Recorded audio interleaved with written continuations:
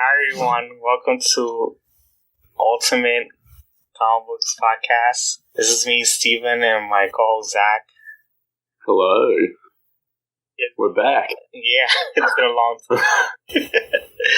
Very long. I'm glad you got the name right first go this time. Name change. Yeah, because I decided to change the name because I wanted to put the word comic book in there so people can know it's a comic book podcast.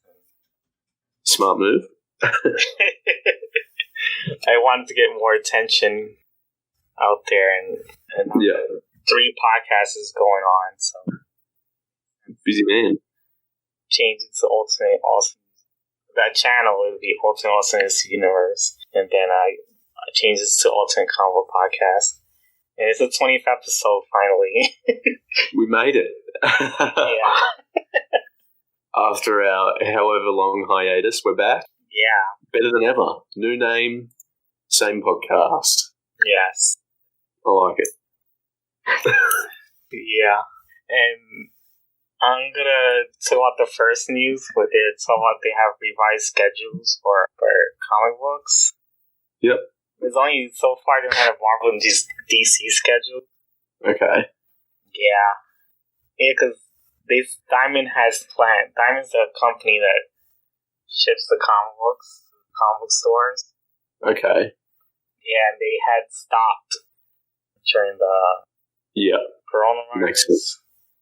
They're shutting down their doors, and they announced that they're gonna start shipping comic books for companies starting May 20th, and companies are already trying to come up with a schedule when comic books will come out. But DC was the only company that was not, because they weren't happy with the shipping company not working. Oh, right. Because they tried to put up with it, and they just couldn't do it anymore. And DC started getting another shipping company called Lunar and UBS, something like that. And it's a new shipping company that just came out of nowhere from after the coronavirus. Yeah, so I don't know. I don't know if DC gave them some money for the company to open up and start shipping new comic books with DC Comics. Right. But it happened. Okay. Yeah, they shipped new comic books like in April, like late April, like April 28th on Tuesdays. Yeah. So comic book stores are getting new comic books already for DC. Only DC Comics. Yeah, so we're getting new comic books on Tuesdays. Good stuff. It's just like they only had like 4 comic books that came out that week. Yeah. Now this week is going to be 6 comic books. They'll just ramp it up until they're back to normal, I guess. Yeah. And I don't know, but I know DC. I understand why DC was getting tired of waiting. Yeah. It's just really no point of doing that last week. I know this week is okay because the U.S. reopened already. Yep. I mean, not all of U.S., just some of U.S., but last week, none of those states were reopened, so it's kind of pointless doing it last week. And because the things, a lot of comic book stores have been shipping comic books to people's houses, or people come pick them up. Yeah, there's really no point of having new comic books if the stores aren't opened. That's why they wasn't okay with that 100%. Okay. Now that the stores are open, it's okay now, I think. Fair enough. Yeah. I can understand why they might get impatient, because the comic book sort of industry is one you would think should be able to still run through this. Like, you'd think most of it could be done from home. Oh, yeah. Like, all the writing and stuff probably is anyway, you know? Yeah, they can do it from home. It's just that they probably should have just focused on online sales for a while. Yeah, the thing is that the digital is climbing up in the market, but a lot of their sales still comes a lot from print than digital. It's just that I guess I don't know. I was thinking I don't know if it did, but I was thinking maybe this would be the push for more people to buy comic books digitally. Because a lot of people are buying it digitally, but not as much as print. Yeah. So I can understand why they doing it this way.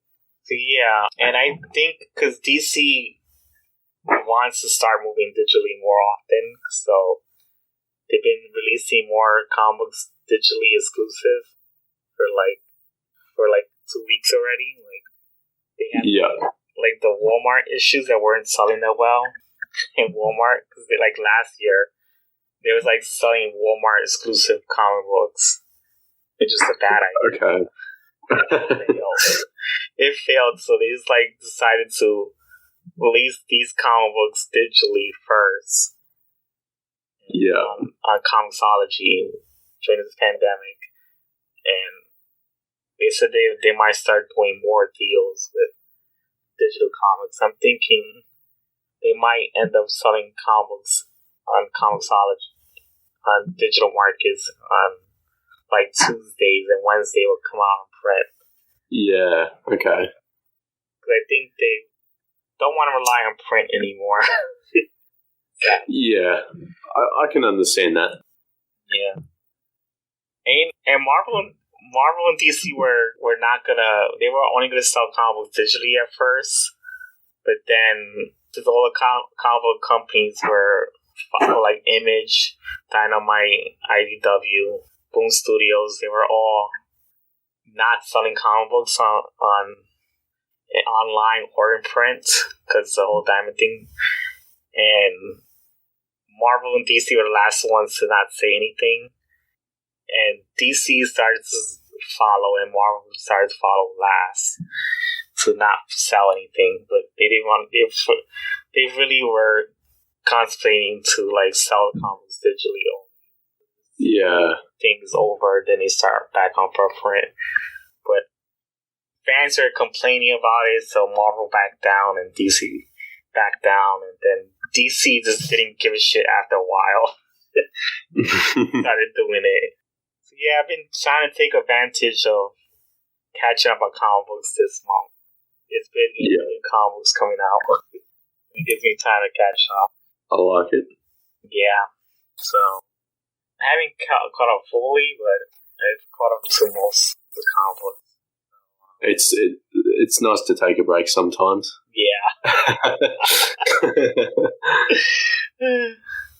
I feel good about it. I just wish they could take a break a little bit longer just for me to catch it fully. Yeah. But I think May 20th is good enough. Yeah. I know that tomorrow is going to be, the DC's going to have Batman the Outsiders, The Flash, Green Lantern Season 2, Hawkman, and House Whispers, and Joker, Harley Quinn, and Sandy. So, I'm not really looking forward to any of those. Because I've been reading some of them and just not liking any of those. Yeah. So there's no new comic. Damn. You'd think with the lockdown there'd be some new creative, I don't know, bones being used or something. Yeah, I mean the only one I slightly like is Hawkman. Okay. So yeah, the next news is Mark Waid and Donny Cates buying comic books for fans. Okay, that's great. Yeah, I think that's pretty interesting. I like that. Donny Cates and Mark Waid are both writers. Donny Cates writes mostly for Marvel. Yeah. Mark Waid has written some things for DC, but mostly he's been doing Marvel books. Like, okay. They only been buying comics from where they live. Like, I know Mark Waid lives in LA, and Donny Cates lives in Austin, Texas, so he's been buying comics in Texas, and Mark Waid's been buying comics in California, and they've been giving whatever comics that they buy, they give it to the fans, pick them up, and take them home for free. So, good on them. That's actually a pretty good thing. Thought of. Yeah. And I do like the charities that's been going on. I mean, I know Jim Lee has started some charity with drawing a bunch of comic characters, and all the money is donated to comic stores. That's good, eh? That's fantastic. Yeah, so a lot of there's other comic artists that's doing that as well. Yeah. I don't know them off the top of my head, but I know Jim Lee's one of them. Yeah. Yeah. But it's a pretty good thing that people are trying to help the comic book stores because they are not doing so well during this pandemic. Yeah, that's true. And we want to help keep them afloat. We do what we can. Yeah. Even as much as we were saying their companies want to push online sales, the physical media is still a big thing. I really like it still, and I think everyone enjoys going to the stores that do go there. So yeah, absolutely, if we can, let's chip in and help keep them afloat. Yeah, I just don't know how much longer they're going to keep afloat. That's true. I know eventually print will probably die. I don't know. Because I know the video game market is already getting there. That's true. Because it's almost completely there. Yeah. The video games. I know my boyfriend said for PC games there's no digital. I mean, there's no physical format for PC games. They're all completely digital. So yeah, essentially. For console games, they're still digital. I mean, physical. I hate mixing up.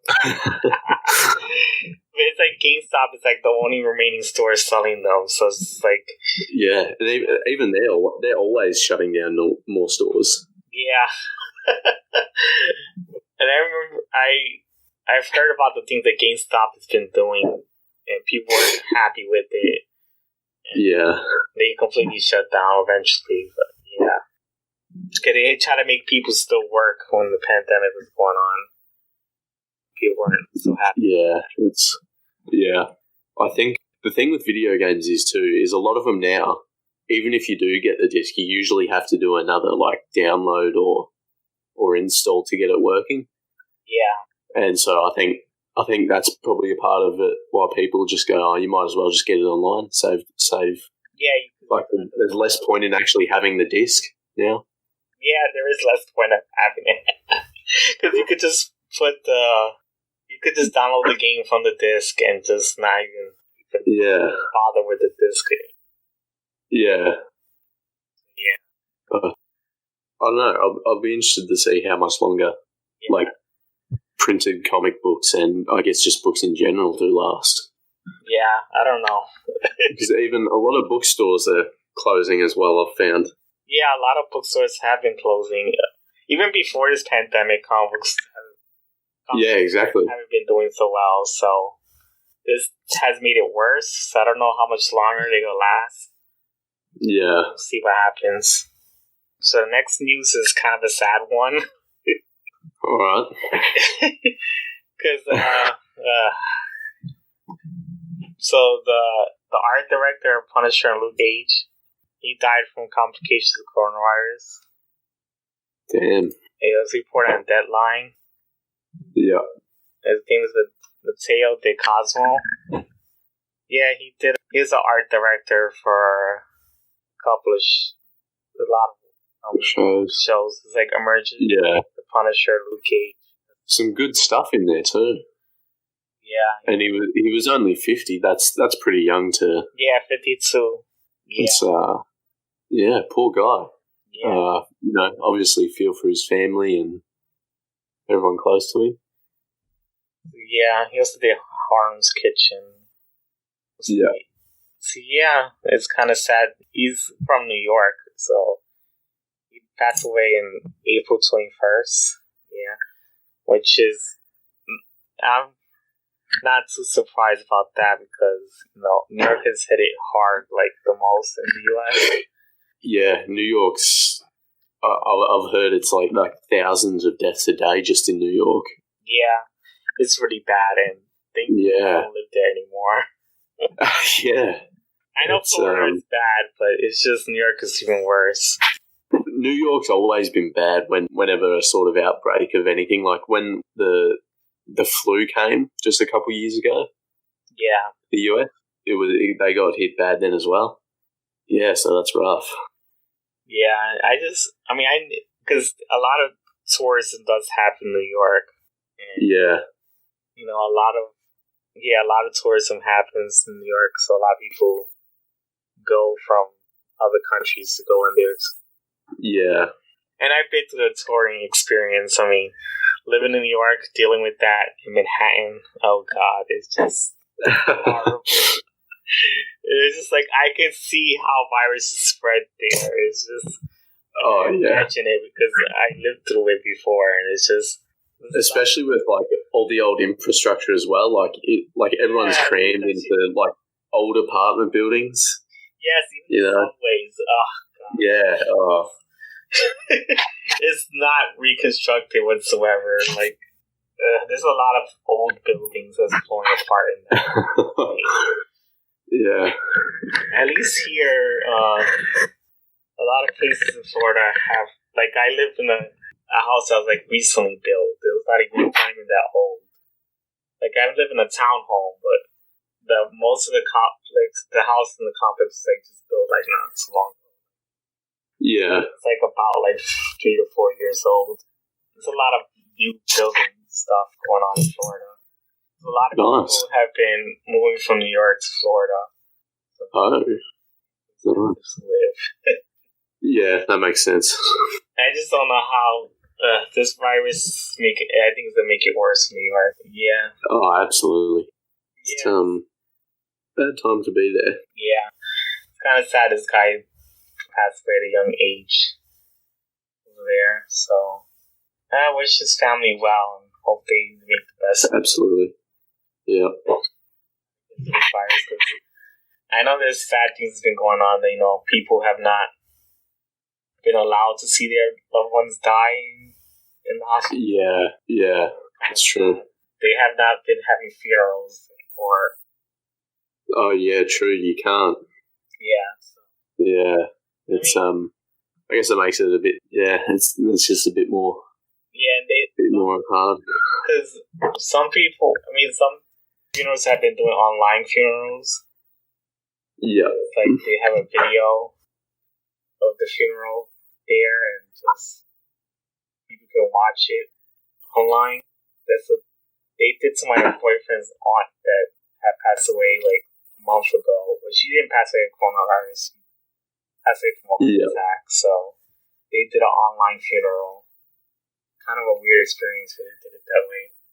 Yeah, I can imagine. So yeah, it's been a weird, tough time during this pandemic. So the next news is a spy versus spy movie. Okay.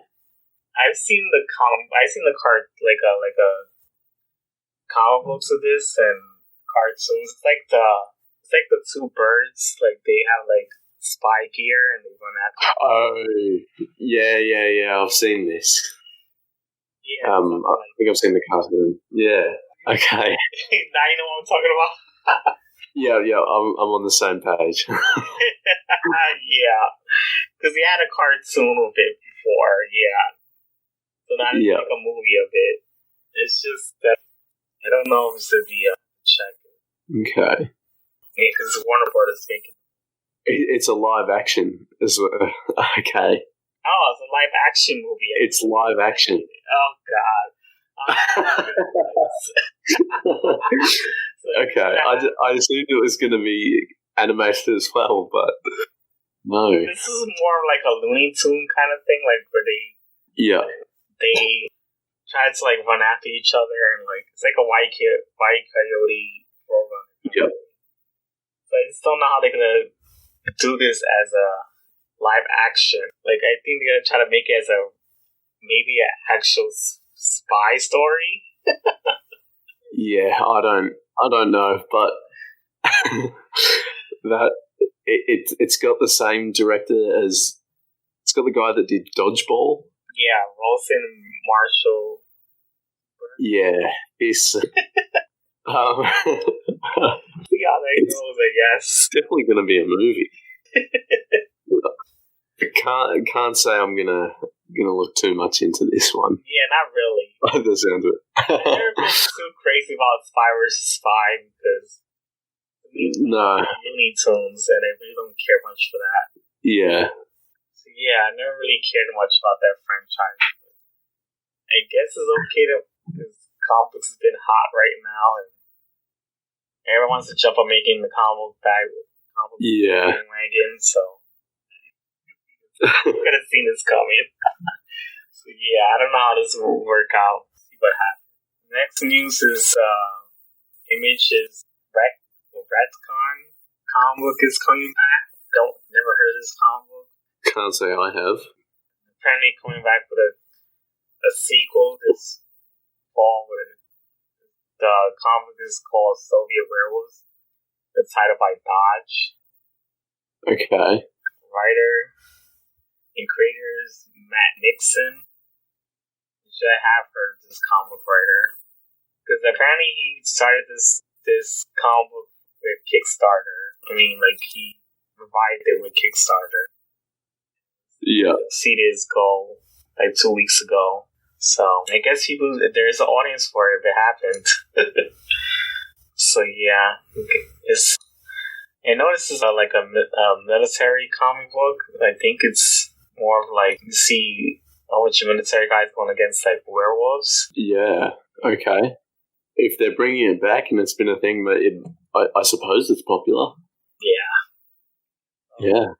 I don't know. It could be interesting. Because the paranormal is like a military team that fights all paranormal. Right. I guess there's another comic that's also coming back called The Mighty. Judge with it. It's scheduled to come out summer.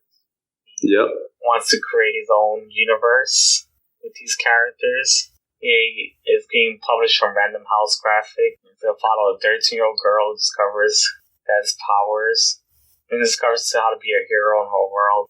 Her world needs now, and her hero needs.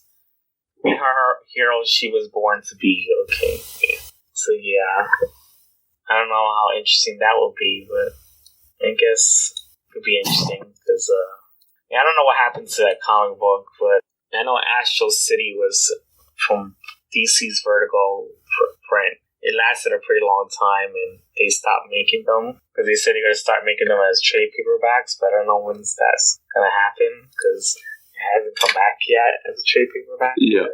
So I don't know. It'll work out eventually. Okay. I never read them. I haven't got to, but I heard good stuff. This will be maybe successful. Yeah. That's about it. That comic book is coming out called Elephant Town. Elephant Town. Yes. Okay. Comic book is girls with slingshot cartoonist called Danielle Crescero. Launching a web comic called Elephant Town. It says Elephant Town takes place in a little town, Shepherd's Town, West Virginia. It follows 4 characters who don't know each other. And it has a cat and an elephant. I can't say. I guess that's all the details she revealed. Information on her Patreon page. So I guess okay. People could support it. That's what I think it is. Yeah. It's like $1 to $2 donations. Yeah. Yeah. Could set a new precedent for, I suppose, new and upcoming artists to share things that publishers might not want to do otherwise. Yeah. It is pretty interesting.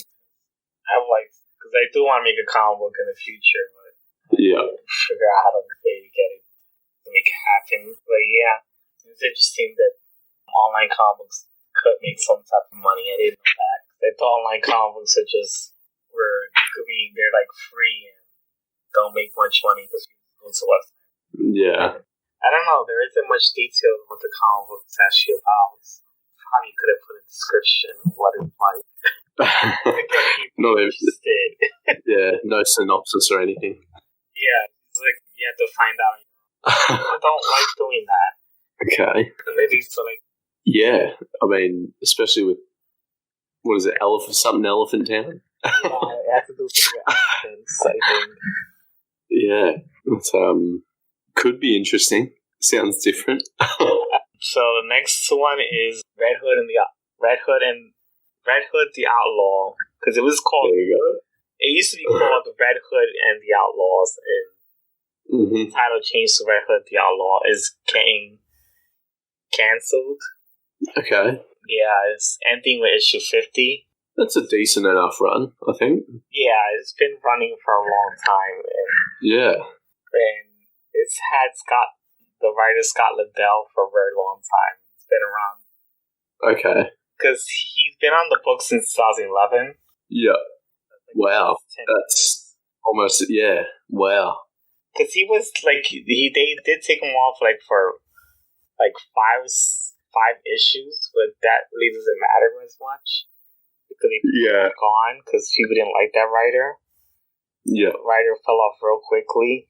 He got back on the book, so it's surprising that he's managed to pin this book for that long. And I can understand why the book is getting canceled because I was reading it and I was enjoying it for a while, and then the book started falling off after they made Red Hood go solo.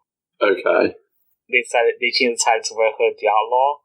It wasn't a bad idea, but I don't know, I just didn't like the concept of Artemis and Bizarro leaving the book and going to some type of, they got trapped in some alternate world and Red Hood's by himself. Right. The book was falling off really bad. The writing wasn't good as it used to be. I don't know what came to him to separate the team. Why did he come up with this idea? Yeah. Okay. And the book started not selling so well, I noticed. And I can understand why it's ending with issue 50 because it's not doing so well. I honestly think he ran out of ideas with the book. It was not doing so well. I imagine it's hard to get Red Hood to carry a whole line on its own as well. I mean, he is a pretty interesting character. I do like him a lot. He is. He's Punisher. Yeah, that's true. Yeah, that's true. I really do like the character a lot. It's just that I don't know, his series was not doing so well. Yeah, and now this team he's running with, because now Bizarro and Artemis finally came back after a while. Yeah, and he decided to bring up a new generation of outlaws, young kids in the team. There's 5 or 6 characters. Okay. It's oh great, now he expanded the cast to even more characters he has to juggle with. Yeah. And it started to become a team book, which I'm not sure people are okay with that. So yeah. It's just that I think because he does have characters written as stereotypical teenagers, and I don't really like when comic books do that. With teenagers being into technology so much, and yeah, I kind of hate that concept. And that's it. They have a non-binary character too. So right. They kind of follow the recent trend with teenagers, and it just doesn't appeal to a lot of people. I think that's why I think the book is going a bit downhill. So yeah, I don't know. I just kind of like when Artemis and Bizarro was in the team early in the book. I liked it because they were a trinity. It was the trinity of Batman and Wonder Woman and Superman, but they're the opposite of them. Yeah. And okay, that's cool. Well, I did like it for a period of time. Bizarro wasn't intelligent. He got a cure from Lex Luthor, and he became a smart Bizarro. Yeah. Some hyper intelligent Bizarro, and he dealt with technology and stuff. Yeah. And then he reverted him to being stupid again, and I didn't like that. And he's still dumb. It's just yeah. It's can we get back to him being a smart Bizarro? Because the thing is, there's 2 Bizarros in here, and I don't like 2 Bizarros being exactly the same. It'd be okay if they have 2 Bizarros being different.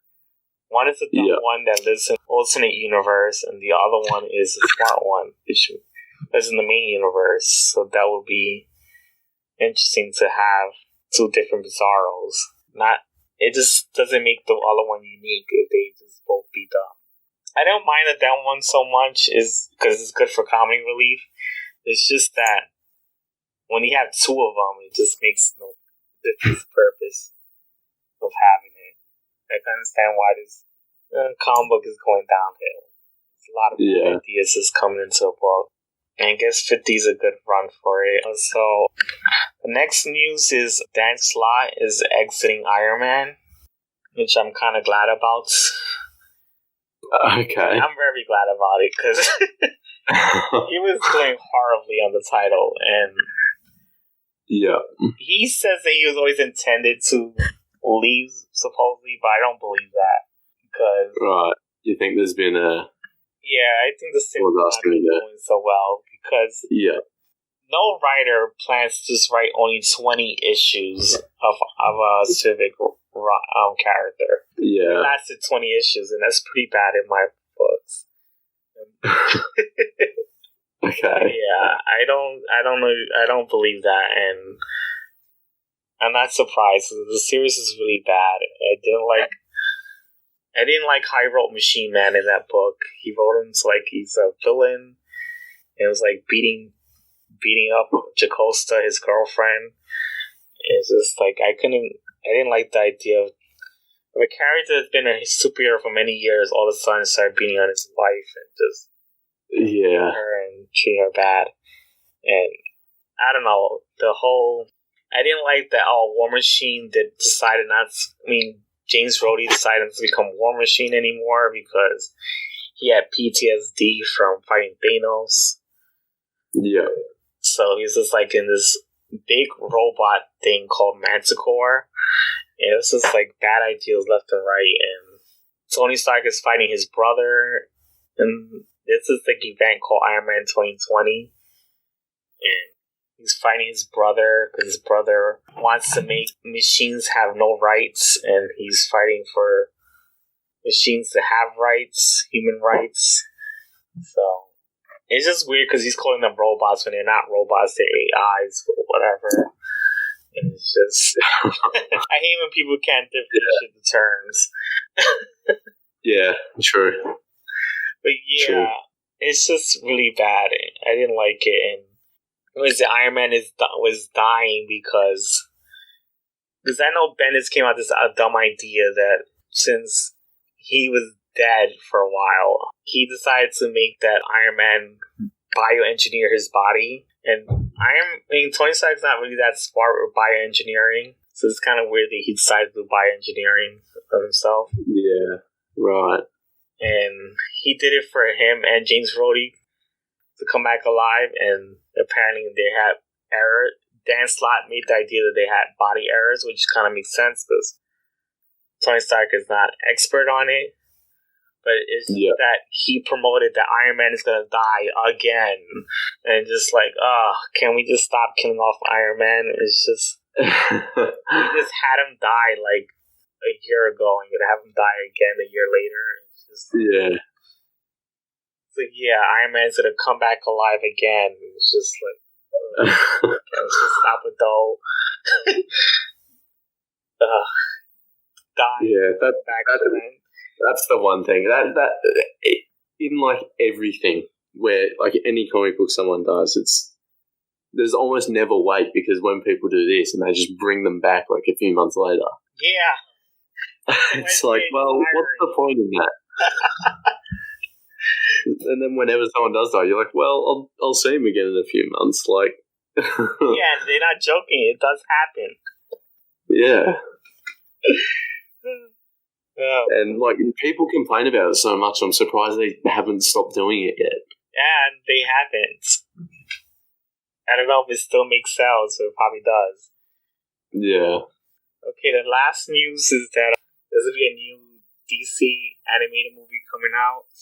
Okay. And it's called Superman the Man of Tomorrow.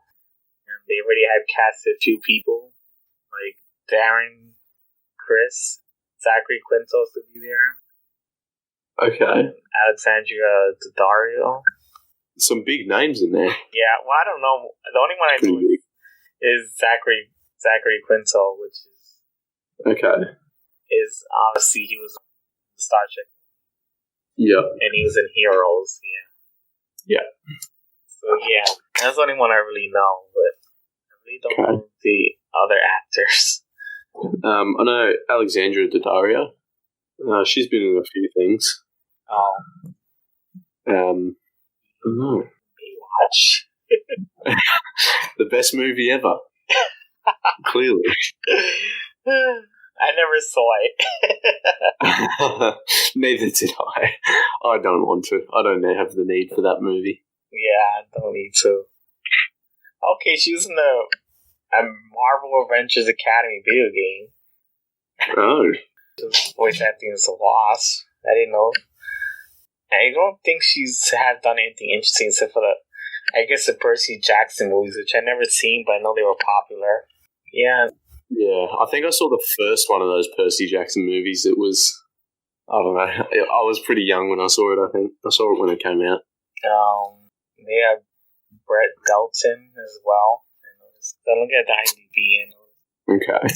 Because he'd be Parasite, which I've heard as his actor as well.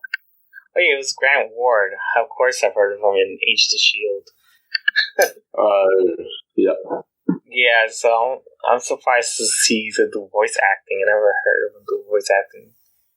Yeah, a lot of these people don't seem like they do a lot of voice acting. Yeah. You know, which is interesting. Yeah, Zachary Quintel's apparently be Lex Luthor, which is interesting. Okay, I can see that actually. That could be good. Darren Criss is going to be Superman. Apparently he was Music Meister in the Flash TV show. Okay. From that, he's done a lot of voice acting for cartoons like Transformers, Batman vs. Teenage Mutant Turtles. He was Raphael there. The show's okay. So yeah, see how it works out. So yeah, apparently Lobo's going to be there too. Brian Hurst. Okay. It's good Lobo. That's interesting.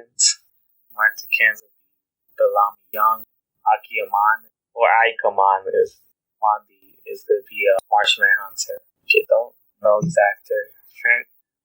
Apparently he's in the Tales of Arcadia TV shows. He's Atrocious in Injustice 2. He is a pretty good voice actor there. He was Jameson Locke in Halo 5. Okay. So yeah, he's done a lot of voice acting. The guy's playing Martian Manhunter for a lot of video games, I noticed. So yeah, I think they have a good cast, to be honest. I'm excited for this. Alright. I know I'm not sure if you watched any of the animated. I've seen a few of them. I'm not by any means expert on them. I am, because I've been watching them a lot. My friend actually enjoys them. We get them, enjoy a lot of them. We haven't seen the Superman Red Sun one yet, but we do have it. We just gotta get a time to actually watch it, because we saw the Mortal Kombat movie, Scorpion's Revenge. That one's actually good. I like it. Right. Talk about that one. So, that's it for the comic book news. Nice. Yeah, so next up is, let's talk about Star Wars Rise of the Skywalker. Alright, let's do it. Because we didn't get to talk about this movie when it came out. And now it came out on Disney+. It's out on Disney Plus now, today. Today. It did come out on Disney Plus, yeah. Yesterday for me, but... Yeah. Yeah. May the 4th. Yeah, which when I first saw this movie, I was just like, I didn't really enjoy it that well. Yeah. And it's just like, even watching it again, it's just still not, it didn't warm up to me. It just, I think I was almost the opposite when I first enjoyed it. I had really low expectations for it. And so I actually walked out of it going, yeah, that was okay. That was good enough for me. But the more that we've had a while to sit on and think about it now, and the more that I think about that movie, the more I hate it. Yes, the same thing with me. Yeah. Like, I thought it was okay when it was finished, but the more and more I just started hating that movie, and it's just I was like, let me just stop thinking about this goddamn movie. And I don't think I want to rewatch it. Even though it's just not worth rewatching. It's not something I really feel the need to revisit. Oh my god. I don't know. It's just that a lot of them plot points were made in this movie, but they didn't finish it. It's just like, what the fuck ever? Like, and it's kind of disappointing that you find out about certain plot points like they didn't finish in the movie in the book. Yeah. Yeah, it's pretty. It feels very lazy. Extremely lazy. And they've kind of done that before, where they'll expand on things in the book if it's not completely explained. But this one, it felt like they just got really lazy and just made stuff up and have just waited for the book to justify any of it. Yeah, I mean, like if it just feels worse than when they've done it before. Mm-hmm. It's like, oh, we don't know how Palpatine came back alive, but we're gonna tell you that he was a clone in the novel. Yeah. Excuse me. It's just that, oh, God. I just hated not knowing at the time I was watching the movie. Yeah, it was. They shouldn't have brought him back. They really should not have. I thought that was stupid.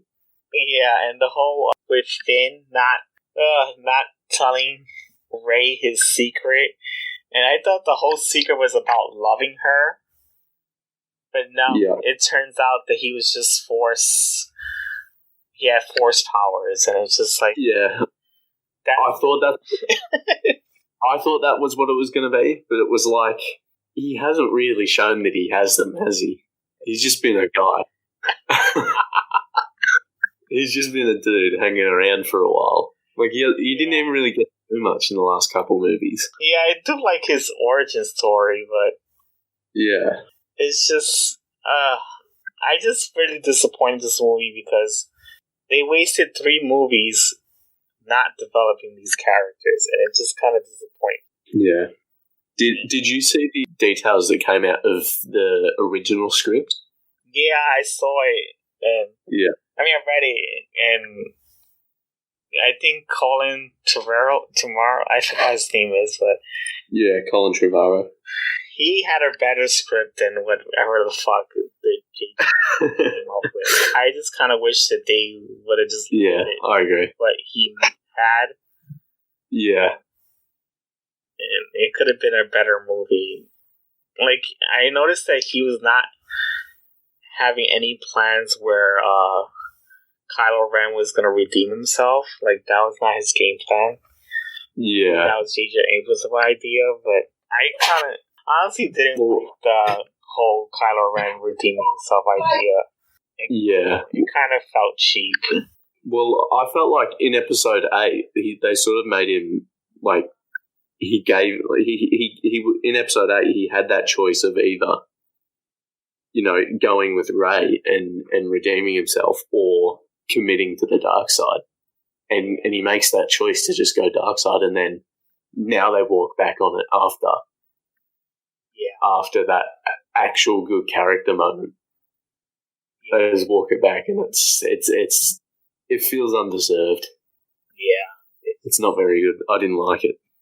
I just didn't like how Chewbacca was gonna be like, all of a sudden he died, and then all of a sudden he's alive. And then they did the same thing with Kylo Ren. They make him think that he was dead. Yeah. And he's alive again, and it's just like, stop it with this. Because, well, you like can't... reading a comic book all over again. Exactly. Yeah. It was... Yeah, I don't know. It's stupid. I really didn't like it. I don't know. It's just that it's just kind of disappointing because it's just like, to me, it feel like I wish that this movie was a bit better because I did enjoy Last Jedi. Okay. And I was looking forward to watching this movie, and it just didn't come out as good. I think Last Jedi was better than this, definitely. Yeah, it was definitely better than this. Yeah. Oh my god. Yeah. I think this trilogy as a whole. What? I just don't think this was a very good way to end this trilogy. Yeah, and I don't think I enjoyed this trilogy much. Yeah, I didn't enjoy it as much too. I mean, like, I feel like there was a lot of missed opportunities. Yeah, I had hopes for it. Like, I did enjoy the first two, but just like, having this as a conclusion ruined the other two, and it's just like, it just made me feel like I wasted my time watching this. Yeah, I would have had much more fun if I just rewatched the originals, you know, or even prequels. I would have had more fun. Yeah, this is actually kind of like worse than the prequels at this point. Yeah, I agree. Because at least with the prequels, that trilogy's ended on a like Revenge of the Sith is by far the best prequel. Yeah. So it ends on a high note. Yeah, at least that one had a better conclusion to the story. But this one definitely did not. The only one I could understand that they couldn't pull off that well was, for instance, General Leia dying. Yeah. I mean, we couldn't really do much with that because she did pass away before the movie came out. So yeah. They did as much as they could with that one. So I honestly think they did the best they can do. Yeah, I agree. It's a rough situation to be put in with that. And I honestly, because I remember reading it somewhere, that someone had thought that it could have been a better idea if Rey took up her name instead of Skywalker. It didn't make much sench, and I agree with that. Like, yeah, maybe if Rey had her last name is Organa, it would have been much more sense, because in the movie they made it seem like she was looking up to her and she wanted to. Yeah, and her legacy trained under Leia, and yeah, I guess you can make the argument in a sense she was kind of adopted by her. Yeah, she took her in and welcomed her to the First Order and everything. Yeah, and they kind of resistance. What happened? Like, because Leia took Rey in and welcomed her to the Resistance and all that sort of thing. So I think it probably does make more sense. And what's weird is that she had that backstory in the movie of there was a backstory where Leia was, I forgot what it was. I think she had the lightsaber. She was on a mission that it was like a flashback scene. Oh yeah. Yeah, it was Leia and Luke training. Oh yeah, that's what it was. So yeah, she had some force sensitive things, and I think it was her how she obtained her force powers, something like that. Yeah. So, I think the biggest problem with this movie is that it was just rushed because they fired Colin Trevorrow. I think he left or he was fired quite late into it. Yeah, he was. And they went, "We're not going to push this back, so J.J. Abrams, just do this, please," sort of thing. I was like, they really should have delayed this movie another 6 months or a year, you know? Yeah. So he did his poor shit job of a movie. Yeah. I don't know why they would rush Star Wars, you know? Yeah. People are going to be waiting for it either way. People are going to see it. Yeah. It's just... And it wouldn't...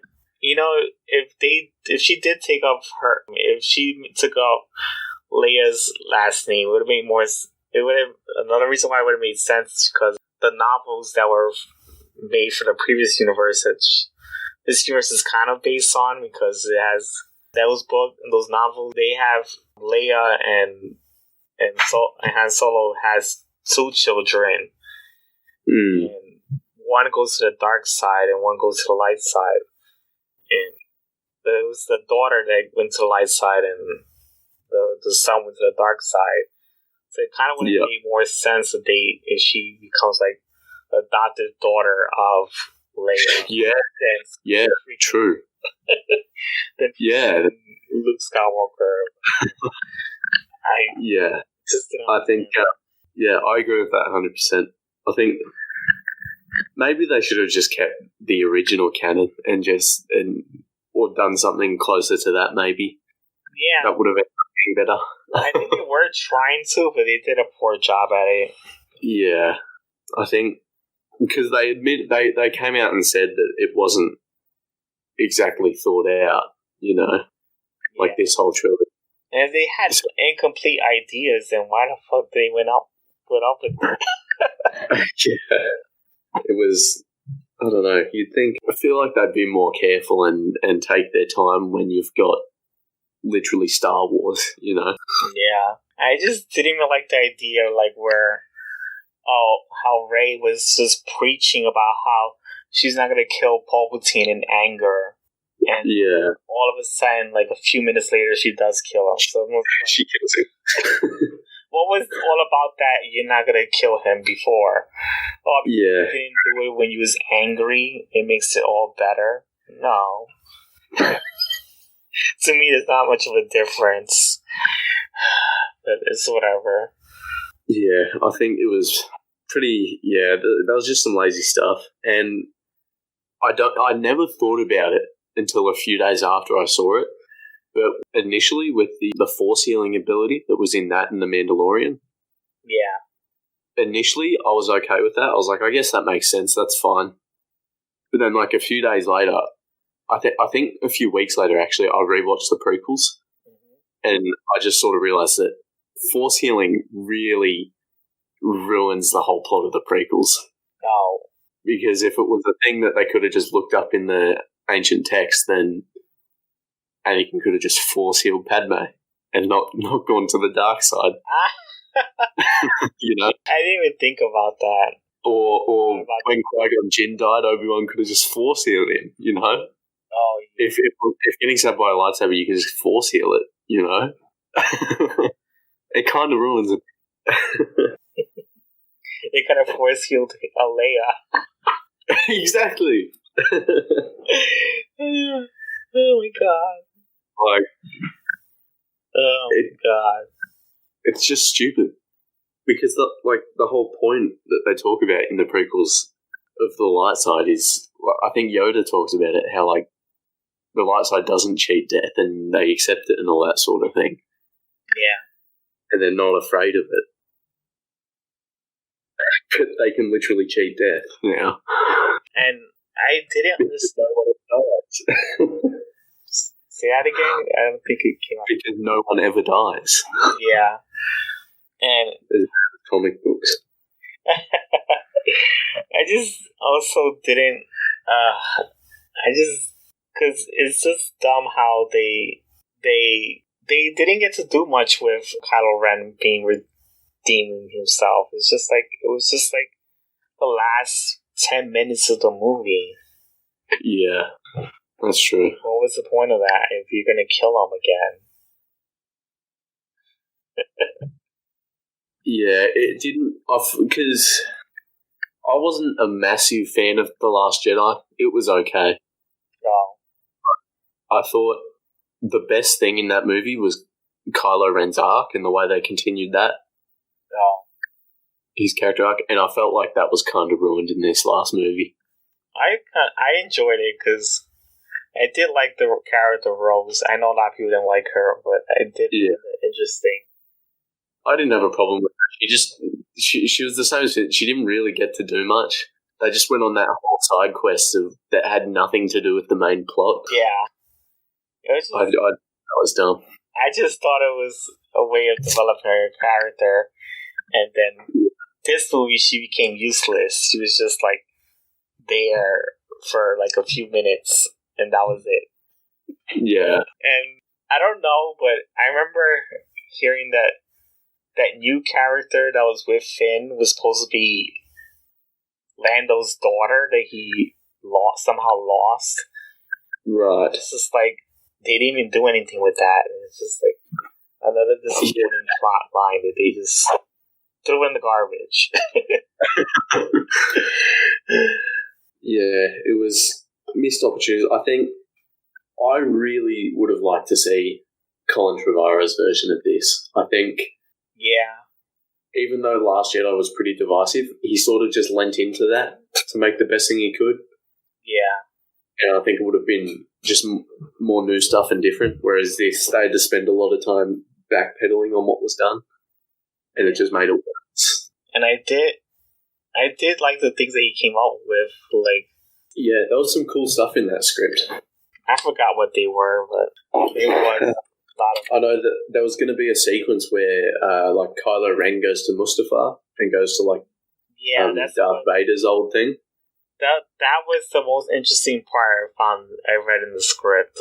Yeah, that would have been really cool because we've only really seen that place in Rogue One. That's the only movie we've seen it in. Yeah, I think. Like, can he just like do this movie over with his script? I would like to see it.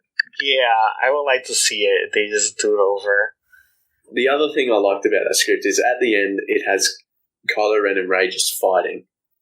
It has an actual fight in there because I think a part of me, the one thing I wanted in this trilogy was a really good fight scene using like modern technology, and because that's been a big part of all the Star Wars movies is the lightsaber fights.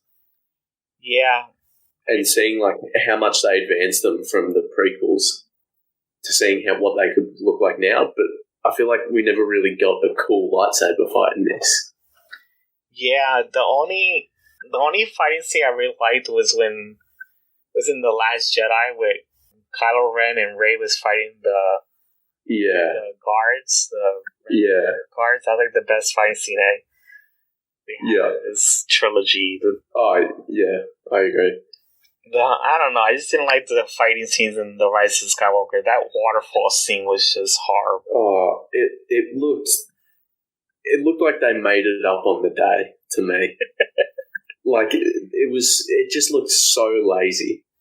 Yeah, and what the hell was that? Like at the end of the movie, Rey gets his yellow lightsaber out of nowhere.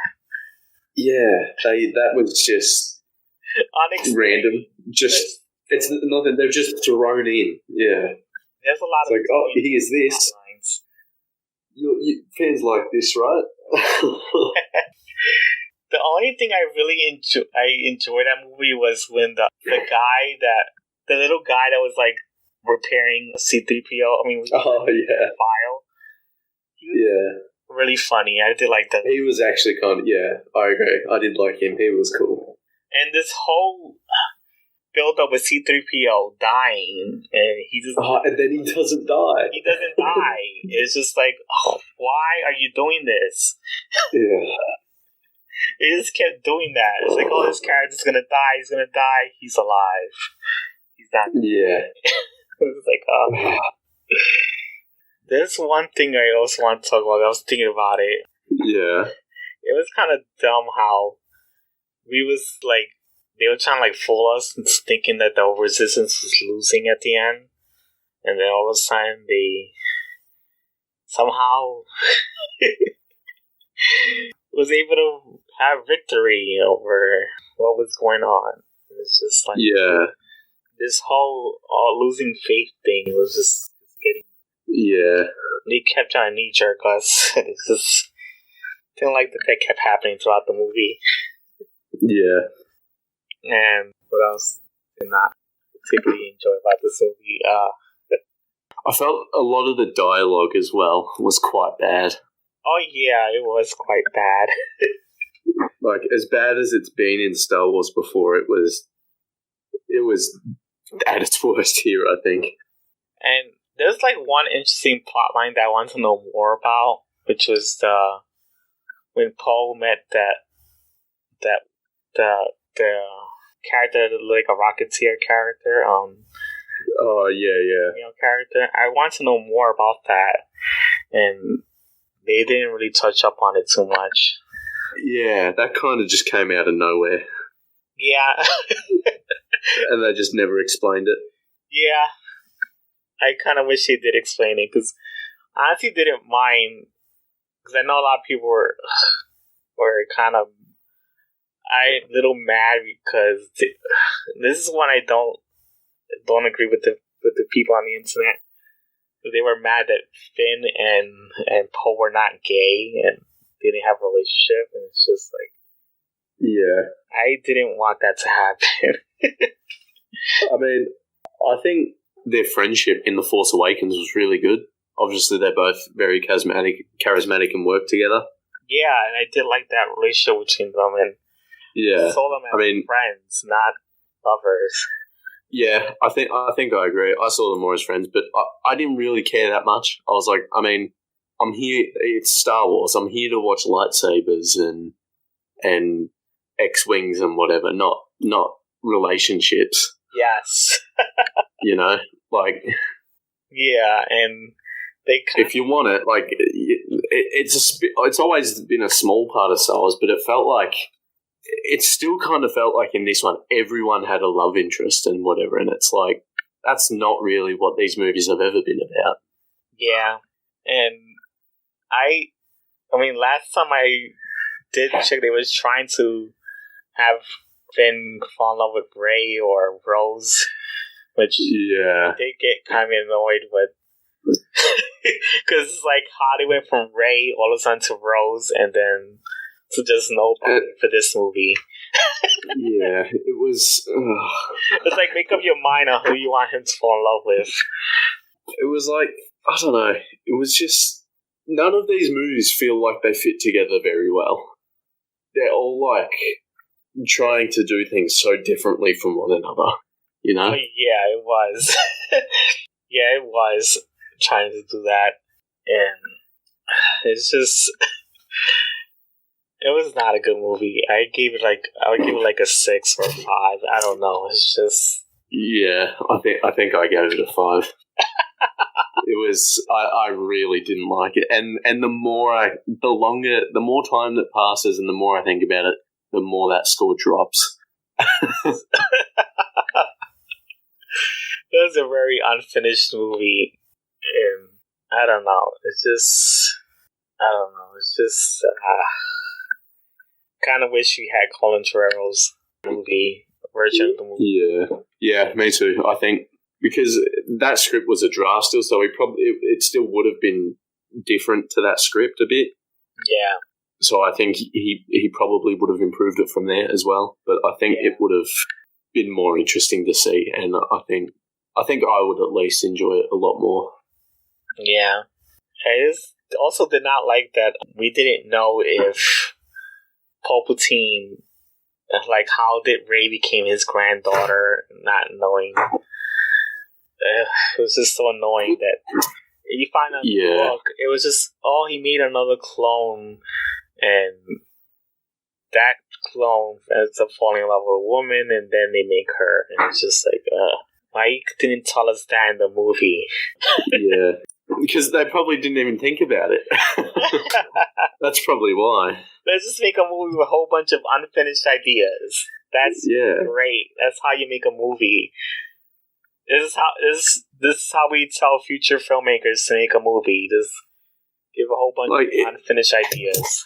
I feel like if they had to rush it so much, I don't know why he made a whole new script. If he was under the pump to write it, he should have just adapted Colin Trevorrow's script for himself. Yeah. That's like, why try and make a new script when you know you don't have time and you're just going to end up with a bunch of unfinished ideas? Yeah. This was such a poor movie. And it was short too. Yeah, it was short. To me, when I finished the movie, me was like, "That's it. That's the movie." Like it's not like they didn't have time in the movie to explore some of these other ideas. And I didn't even care because when I was watching in the theaters, I had to go to the bathroom and I missed a few parts, and I just didn't care that I did. It's like, okay, it was that good. And I think the fact that we feel this way about Star Wars is like Star Wars used to be like an event whenever there was a new movie. It was a big thing. Yeah. And now it's like no one cares about this movie. And to me, it felt like Disney just played up these 3 movies just for marketing. They just did it for the money. And they did. And people said when they first started this trilogy, that's what they were going to do. And I wanted to give Disney the benefit of the doubt and hope they wouldn't, but Yeah. It's exactly what they did. Yeah, they turned this into a whole marketing movie. A movie to make toys and a whole lot of merchandising. Yeah. Kind of reminds me of the Spaceball movies. Merchandising. But yeah, that's all it felt like to me. And it's just, that's what it's become. I don't know. Yeah. I think Disney has to start doing better for Star Wars. Yeah. Yeah, I don't know. It's just, I really don't like this movie. I don't think I have anything else to say on it. Yeah, it's okay. I think I can change the subject on it. I heard this today, I did hear that Taika Waititi's, I don't feel like I forget how to pronounce his name. Oh, yeah. Taika Waititi. Yeah. He's going to write a Star Wars movie. Yeah, I saw that. I think this morning I saw that. So...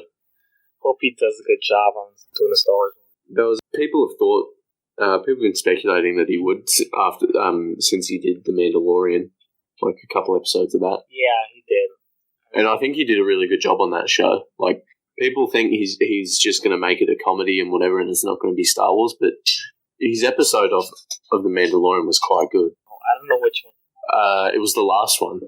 Oh, that's only because I didn't really like The Mandalorian that much.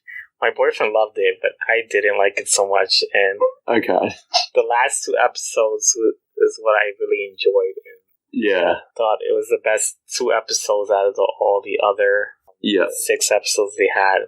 Yeah, and I really did enjoy the last 2, the 7th and 8th episode, more than the other ones. Yeah. I think that's fair. I agree with that. And I just didn't get to the whole baby, the child, I would rather call, not Baby Yoda. Yeah. The whole hype train of that character is just another merchandising ploy. Yeah, I agree. It was. I feel you. My sister-in-law has a tattoo of him. Really? Oh like it. Yeah, it is insane. It's like I saw him. I was like, I don't have anything against him. He works in this show. It's fine. But I know exactly how the internet's going to react, and I'm going to hate that.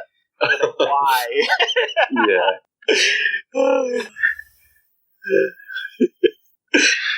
Oh, it's so silly. It is silly. I can't take it seriously. I'm sorry.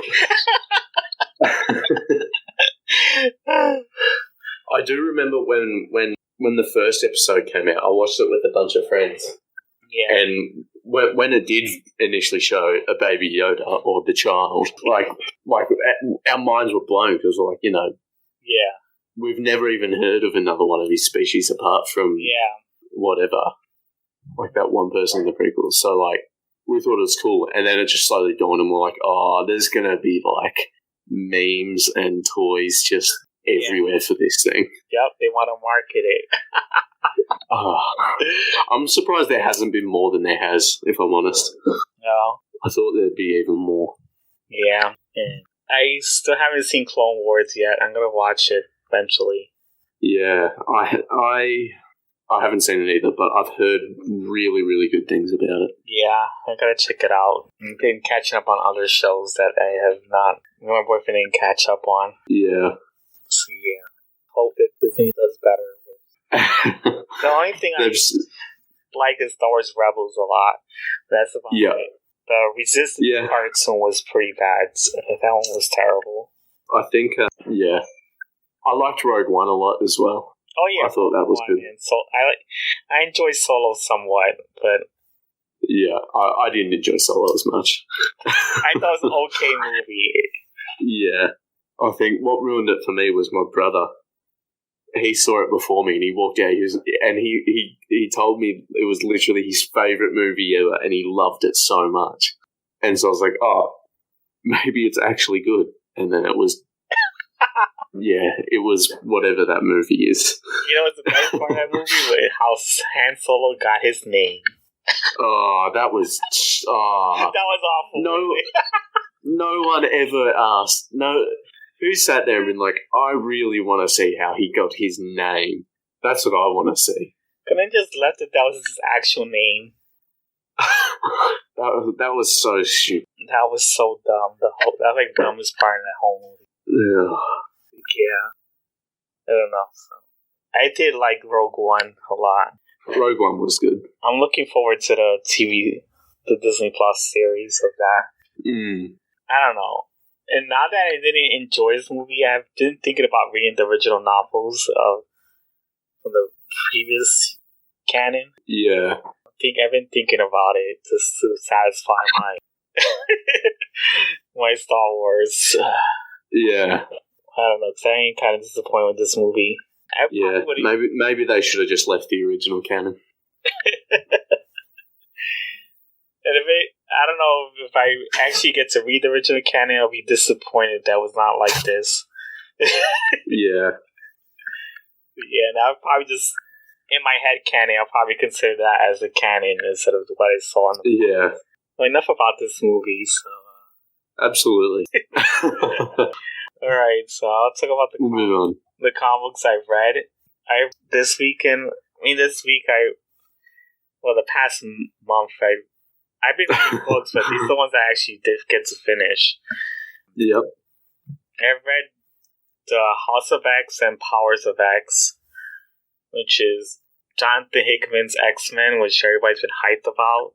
Now that I read it, I only read the House of X and Powers of X. I know he spit out a whole bunch of X-Men titles, which is just like getting overloaded with too many titles.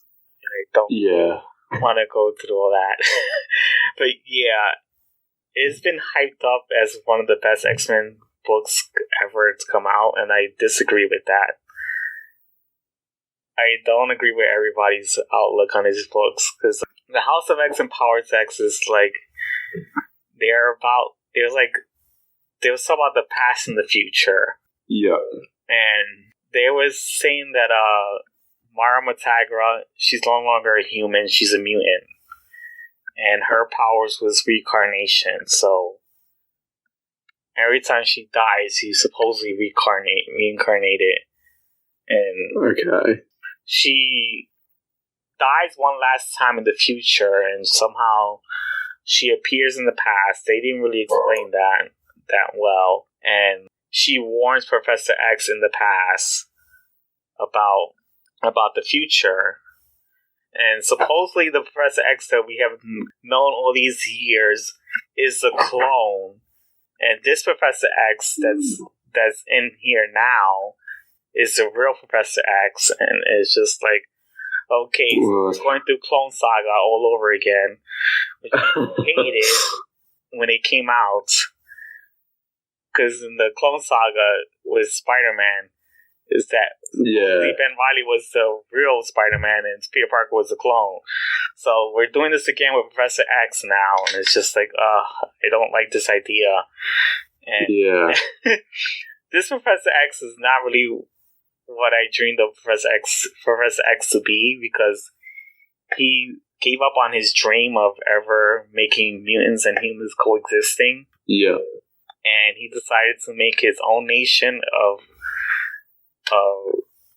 mutants. Like they live in a new country, and it's called Krakoa, something like that. I don't know how to pronounce it that well, but yeah. And it's like a plant-based. The character was a character before.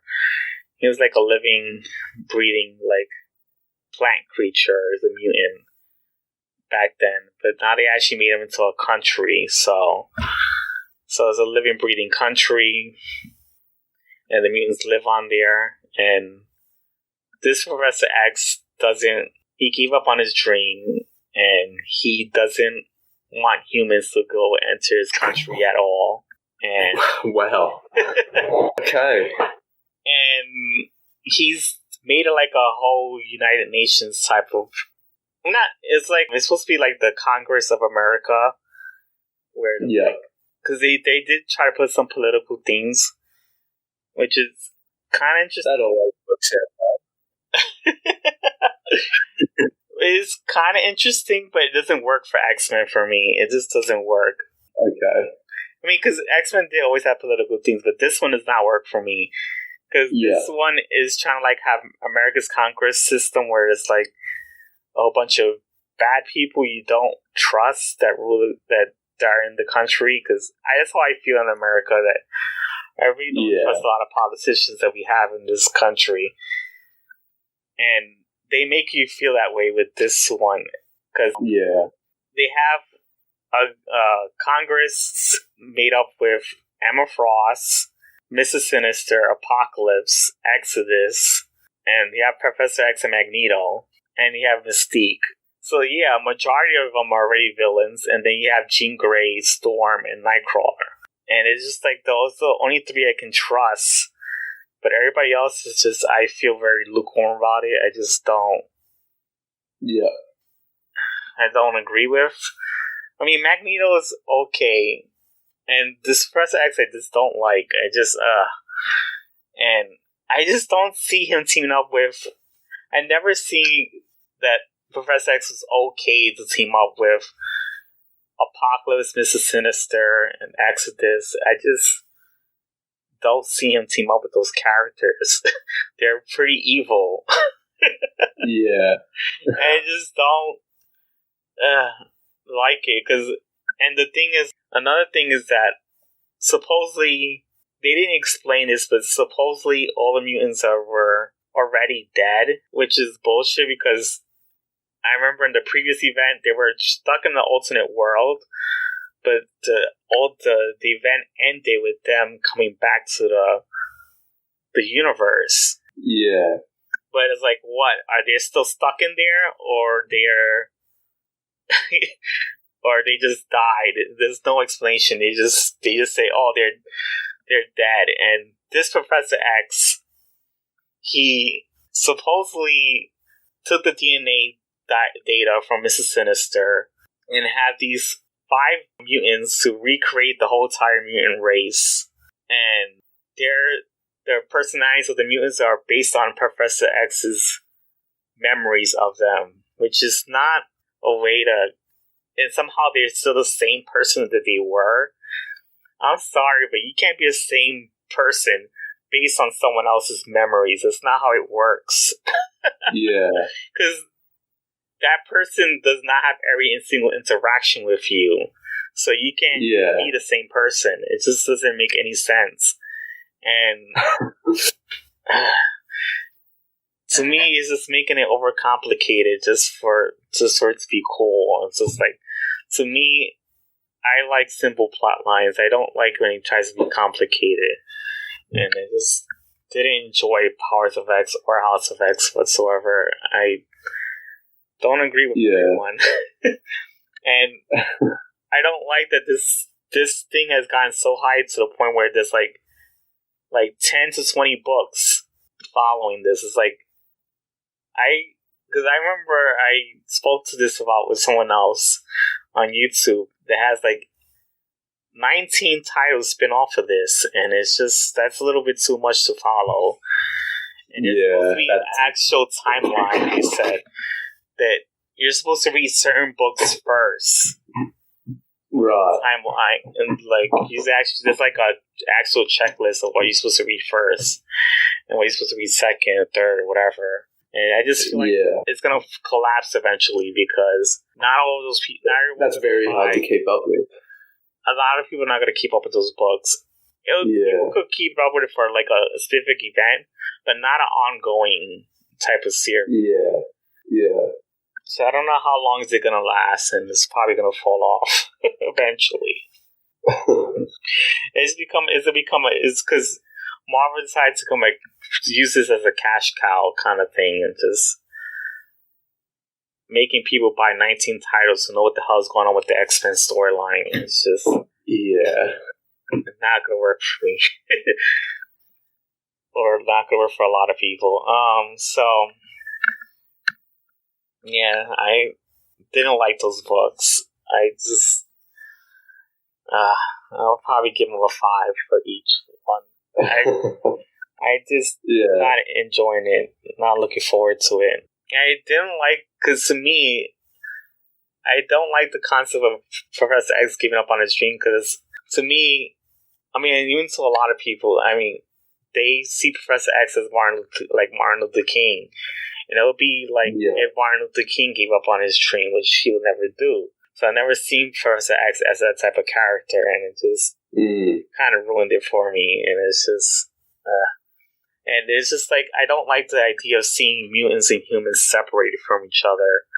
I thought the reason why mutants exist is to show that you can be similar but different at the same time.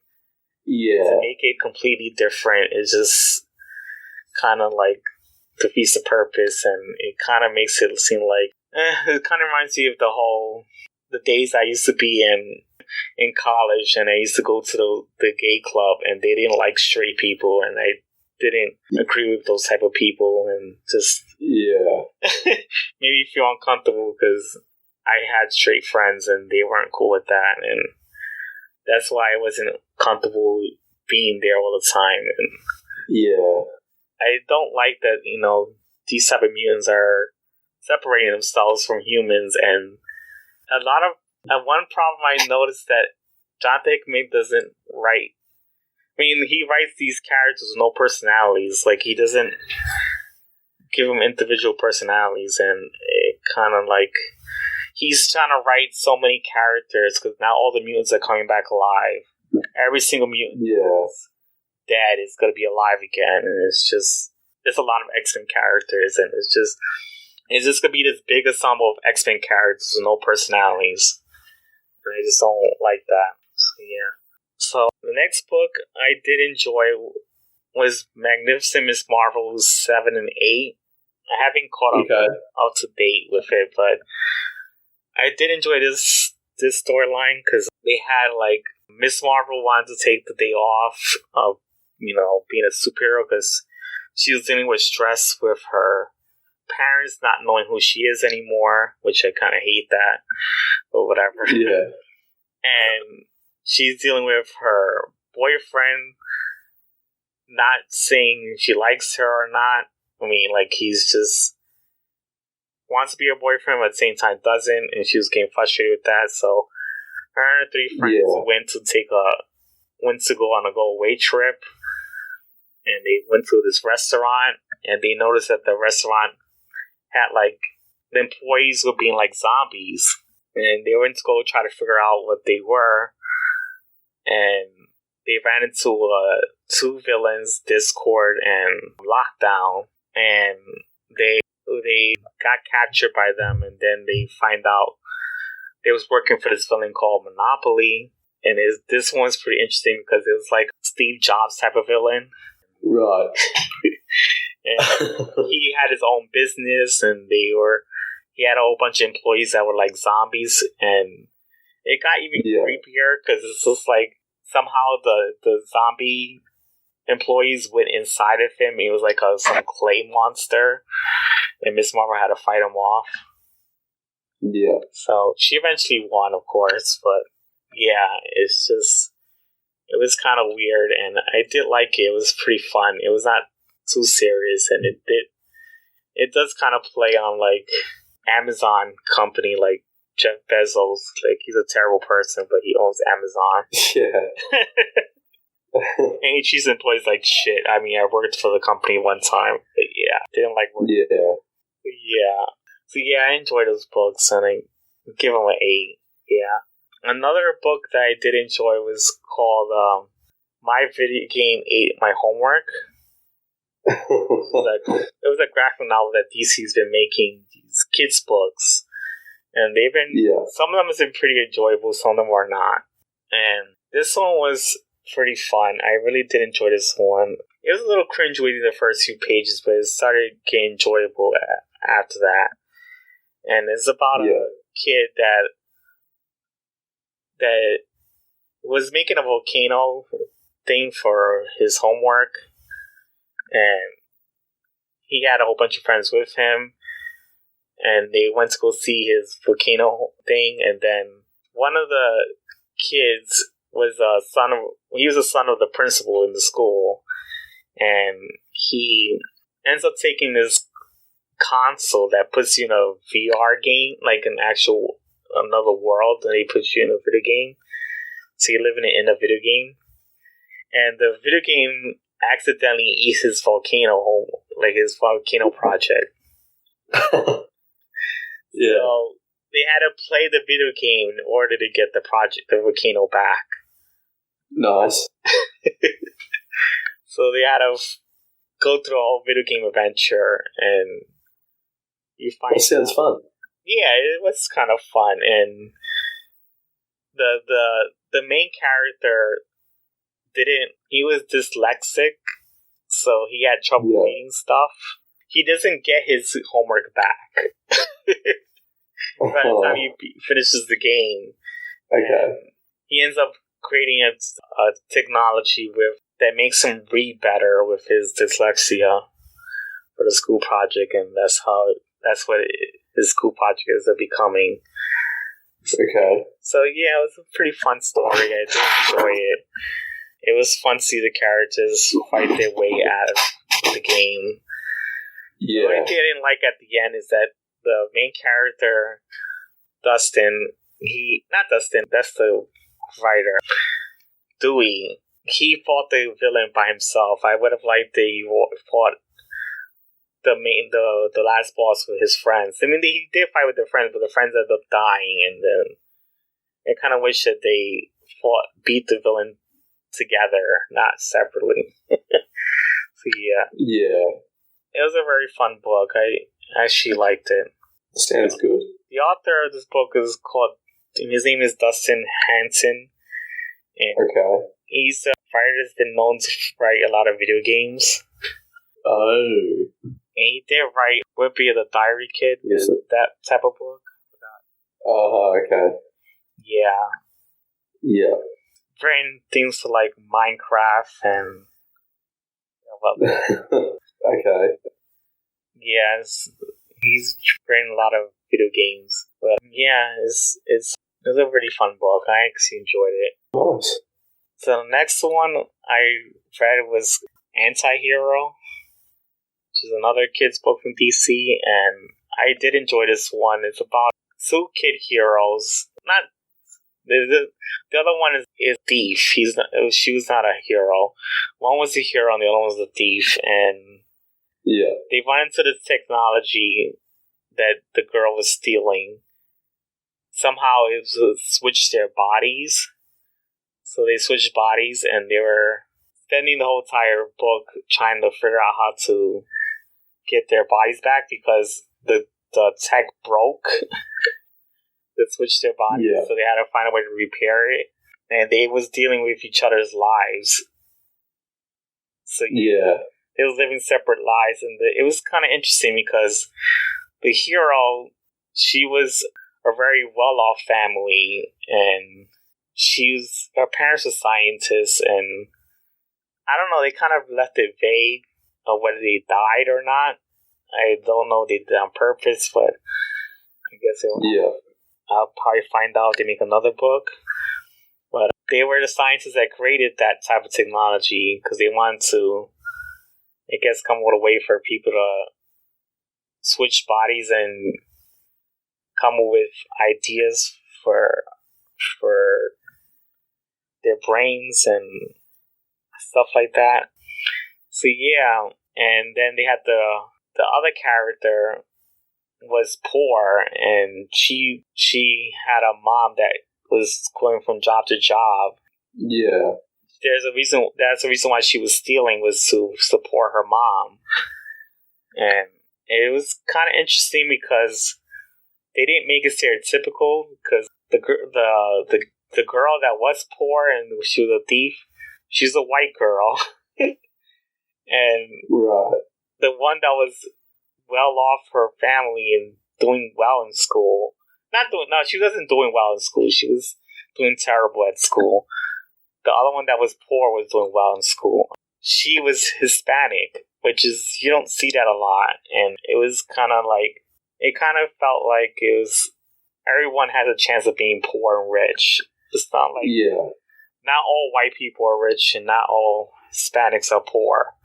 So I like that they flipped that. And it was pretty interesting. I did like that, and I did like that. The character that is rich is not doing so well in school, and the character that is not rich was doing well in school. So it's just like, yeah, it was putting a different spin. Like, just because you're poor doesn't mean you're gonna do bad in school. So yeah, I like that, and it was pretty interesting.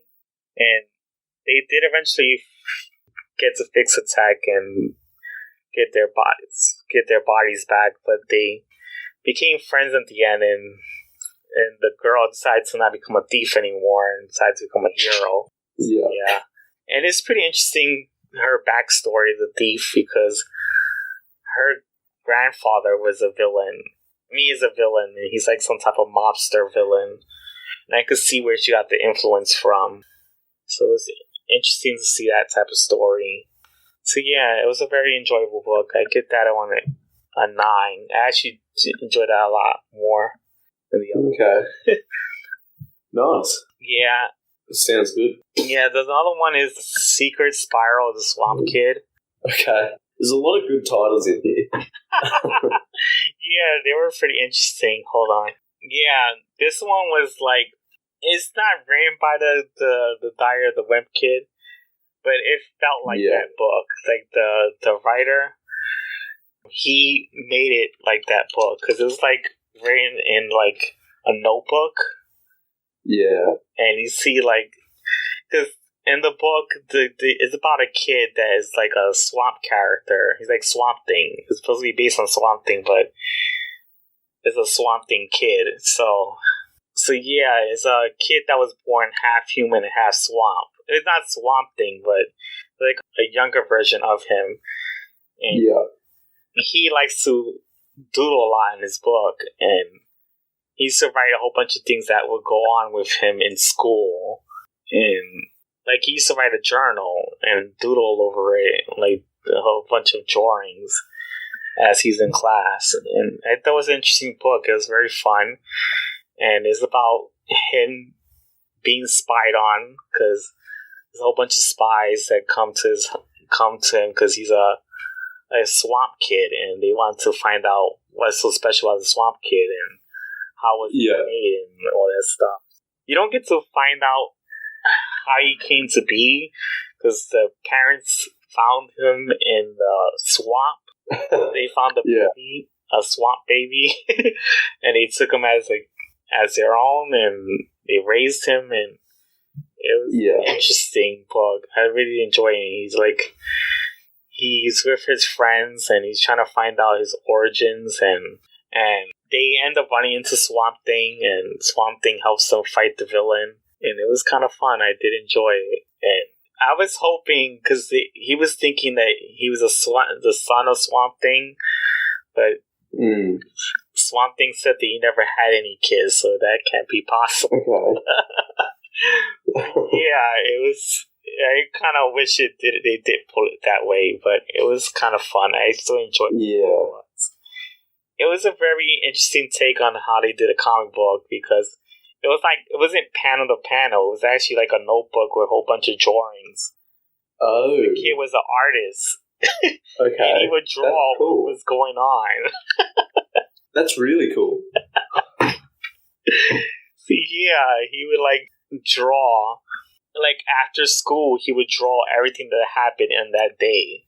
So that's what he did. Like every chapter was just him drawing what went on in certain days of his life. So it was pretty interesting. It was very fun. Yeah.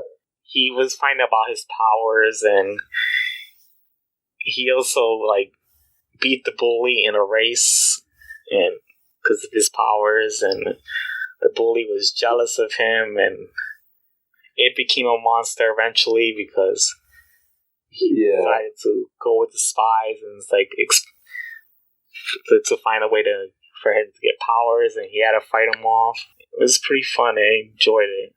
I just kind of wish that, because Swamp Thing had to defeat the villain for him, I just kind of wish the kid ended up defeating the villain. Because if the book is about the kid, then he should defeat the villain, not Swamp Thing. But yeah, it was It was pretty fun. I enjoyed that one. I give that one an 8. That sounds great. As well. Okay. The last one I finished reading was Avatar: The Last Airbender. Okay. And it was called Imbalance, because they have been releasing, Dark Horse have been releasing a whole bunch of Avatar comic books and Legend of Korra comic books that takes place after the series. And I've been following them, and the recent one that came out last year was called Imbalance, and it was about Aang ends up going to a country with his friends, and they find out in this country the non-benders end up being banned from the country because they end up fighting with the benders, and Aang is trying to solve the situation where the non-benders can have their rights and be able to live in the country. And the ruler was trying to fight off the non-benders. And the fucked up thing is that she had a daughter that was not a non-bender, and the daughter ends up, and throughout the whole book, she ends up growing up and seeing how bad her mother is, and she ends up dealing with a conflict of like her mom should be in prison or not, and then they end up putting her in prison in the end of the book because the girl ends up getting real mad at her mom and she feels betrayed. And her mom doesn't like her for who she is, and she doesn't respect that she doesn't like non-benders. She thought that was wrong. She felt like she didn't fit in the family, so it was a very interesting book, and it did play on the whole, I don't know, it kind of felt very political with the whole, because they did talk about the debate it felt like it was all about, because it did talk about how non-benders could fight with no powers against the benders, and they kind of like went to the whole Second Amendment right kind of thing, and I did like that they talked about that. Yeah. That they needed a way to defend themselves in case of any situation happens. So I kind of like that they played around with that, and it felt like the book was for Second Amendment rights. So I did like that, and I do agree with that. So yeah, I did enjoy the book a lot, and it was really enjoyable just to see that aspect, and it did talk about a lot of human rights kind of aspects. And it was really fun.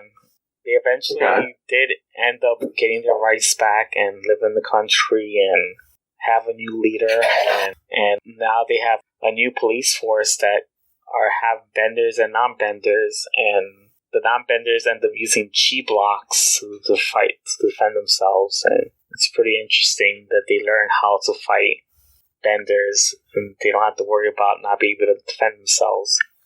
So, very interesting book. I actually enjoyed it a lot. I give that one a 9 as well. Wow. Yeah, it's pretty enjoyable. Some good books. Yeah, that's all about I read. So now we could talk about The Boys because we both read it. Yes. First volume. So, how did you enjoy it? I mean, did you enjoy it, Zach? The first? Absolutely, I did. I did too. I really enjoyed The Boys. I want to read. Obviously, the show. I believe we talked about the show on here. Yeah, we did. We did talk about it. That's why I want to read the comic book. Yeah, and I think we both enjoyed the show quite a lot. Yes. I knew the book was a lot different to the show, or I'd heard, but I didn't know it was this different. Yeah, and I still enjoyed it, even though it was different. Yeah, me too. Because, I don't know, but because in the book they do talk about, you see the Starlight, she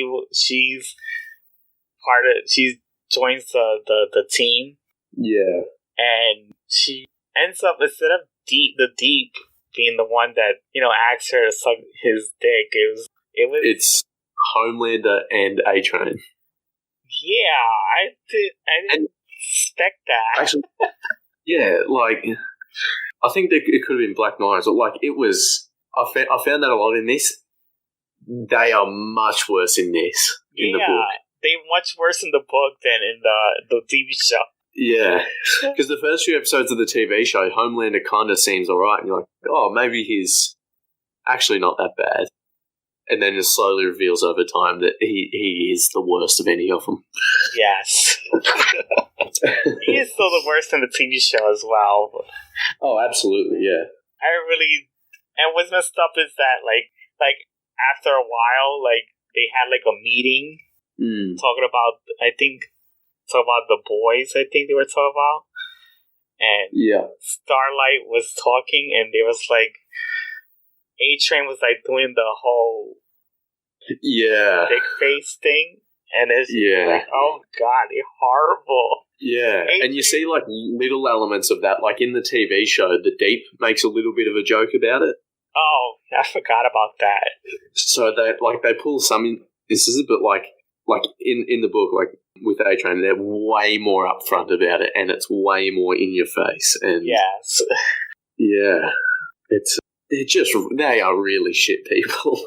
Yeah, it was really horrible. It was like horrible people. I really enjoyed the book, and I think what I enjoyed too about the book was, or at least these first 6 issues, was the boys weren't just going straight for the 7 like the TV show. Yeah, I thought that was the only thing that was different. Go ahead. Yeah, like that. These first 6 issues are mainly about like this younger group of superheroes. I can't remember what they're called. I forgot what they were called, but it was like a Teen Titans type of team. Yeah, and like. Yeah, like you see certain things from the show are taking like Starlight has to get a new costume, and in the show it's a pretty big part of the show. But like in that, it's like corporate people like sit down with her and they talk to her, give her a big speech, and then reveal the new costume. But in the book, Homelander literally just grabs a pen, walks up, and draws on her of what the new costume needs to be. Yeah, it's horrible. I found out the team is called Teenage Kicks. Teenage Kicks. Yeah, so basically like a Teen Titans type of team. And they were like horrible kids as well. Oh, they were doing some crazy things. Yeah, like having sex parties and getting into drugs. Yeah. Treating people like prostitutes and... Oh, yeah. It was horrible. The book is a much darker version of the show. Yeah. And the show's already quite dark. I just wonder if these the Teenage Kicks are gonna ever be in the TV show. Yeah, that'd be interesting. I think maybe. We'll have to wait for season 2 and what happens. What sort of path they go down there, because the show is kind of following the books here. Yeah, they are kind of following it. It's not completely a different thing. It's similar to what the book is, and you do find that one of the kids are from the team, because Popclaw, I think, the girl with the claw, she was in the TV show. That was, I think, A-Train's girlfriend. Yeah. Yeah, I think because in here, she's part of the Teenage Kids team. Oh, yeah, true. So I guess they are going to maybe show the other members of the team. Maybe. I think it'll either be they'll introduce them as well, or maybe they've substituted the whole team out for just Popclaw for that part of the plot. Oh. I'm not sure, but I definitely would like to see them. Yeah, me too. Introduce that. I think what's interesting, what's the biggest change for me is that in the books, what's it called? Compound V is not a massive plot point, and it's just a given that already, like, all the boys have already been injected with it, and they all have like super strength and all this stuff. Yeah, and I noticed that Billy Butcher already knew everybody. Yeah, like even the female the Asian character. Yeah, she's already... She already knew them already. Like, she was already part of the team. Yeah. Like, it's not like in the TV show where they just ran into her. Yeah, exactly. Which I thought was... That's right. I'm interested to see when season 2 of the show comes out, whether the show has just started with some aspects of it behind the book, like showing how they got the girl into the boys and how they found out about Compound V, or if they've just changed it a bit and they're just swapping some things out for others. Because, like in the book, Huey accidentally kills one of the members of the teenage kids, and that's sort of, whereas in the show that's sort of swapped out for when he kills Translucent, I think. Yeah. So yeah, I noticed that. But they're different enough that reading the book, I don't think is going to spoil the show. Yeah. And vice versa. And I still enjoy the book a lot. Absolutely. I don't know what people, because I've heard people said that the book is better. Not the books.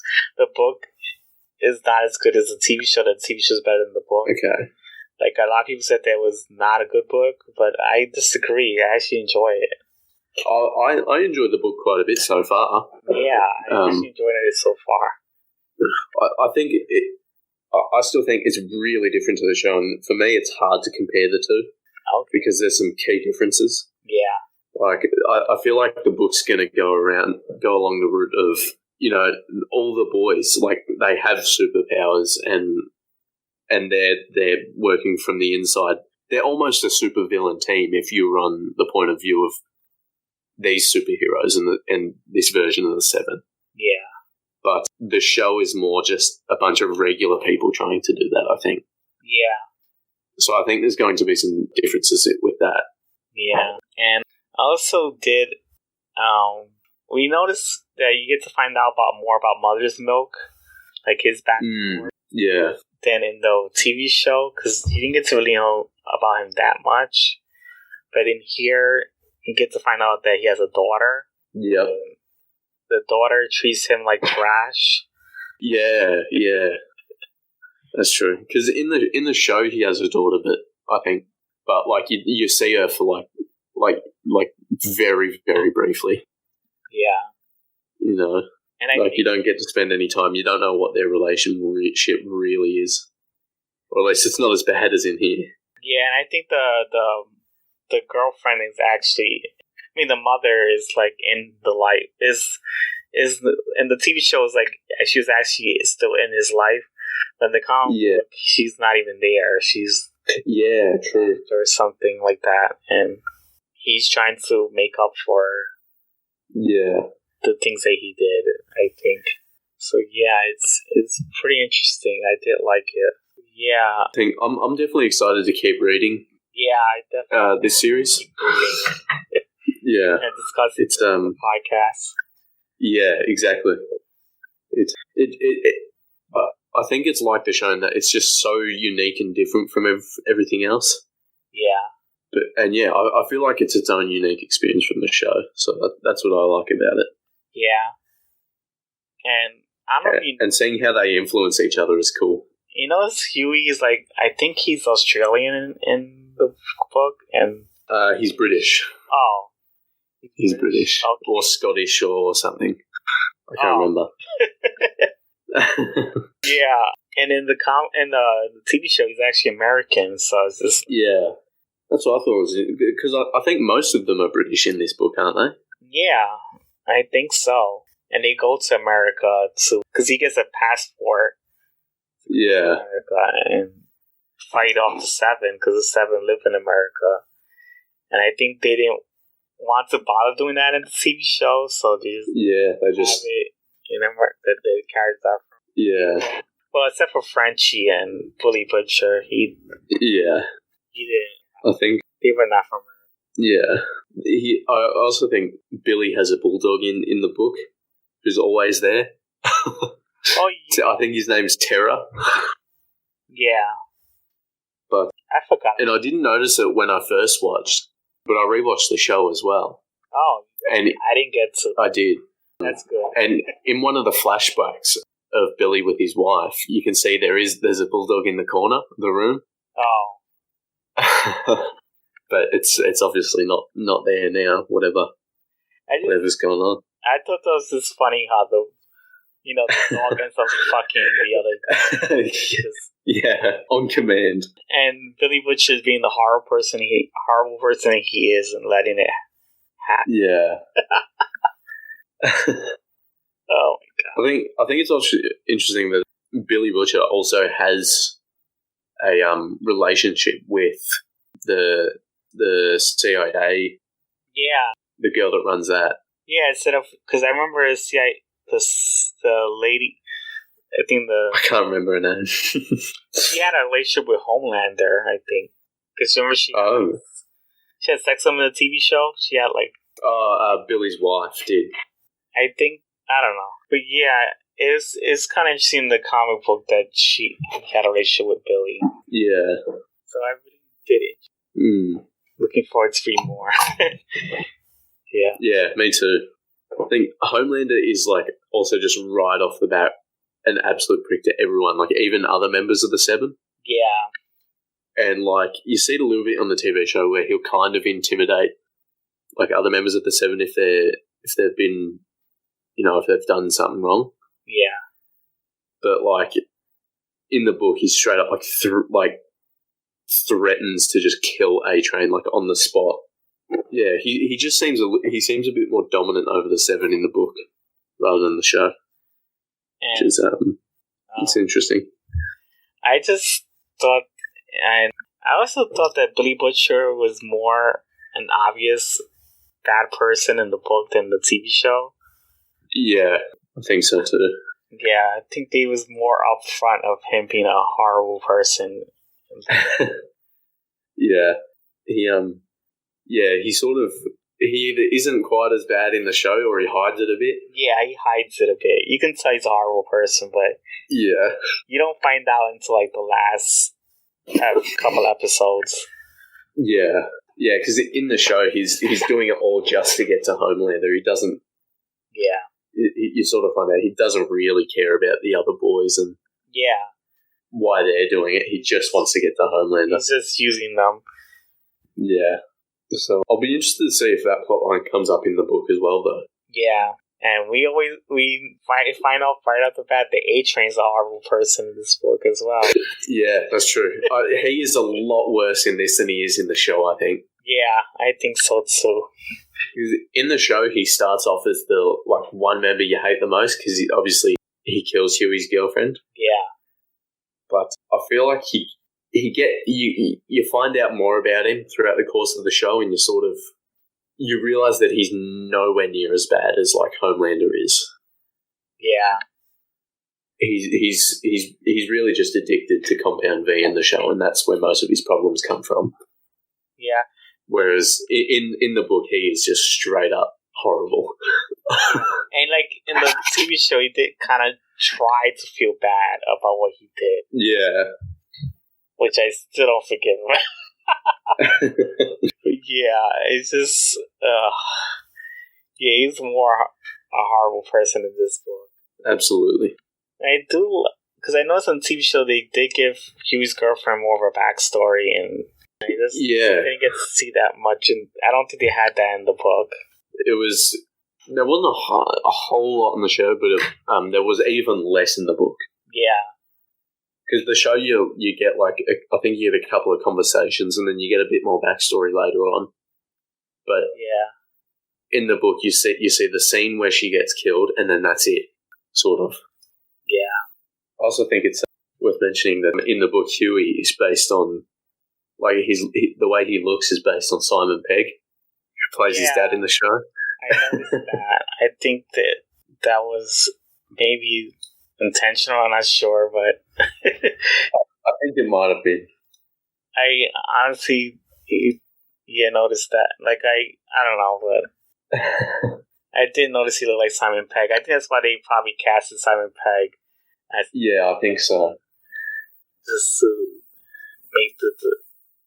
make it similar to the character in the book. Yeah. I don't know. I give it. Me too.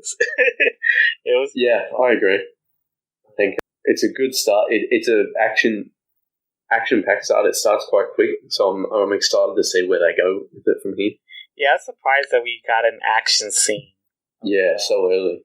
Of the book. Yeah, we got an action scene in the book so early. Yeah, I think I'm excited to see where they go, knowing that the boys do have powers. Yeah, and I want to see if they have any more, or if they're like they just have the strength. Yeah, I think it'll be interesting. and I did like that the book ended in the cliffhanger. The first volume, so you could pulls you in to read the next one. So yeah. Glad I'm ready. Yeah, because it wasn't anything I hadn't heard of it until the show came out. But yeah, I'm excited to read more. I'm excited for more of the show. They're both good. I don't think I can pick a favorite yet. I don't think I like them both. One yet.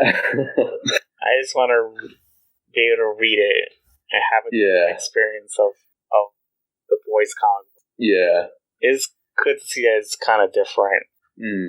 Yeah, I agree, and I think it's good because we'll be able to read we'll be able to continue reading the boys and eventually pass where they are at the show, but not spoil the show. Yeah, which I think is cool. Yeah, so I'm looking forward to it. Yeah, I think this is about it for the podcast. All right.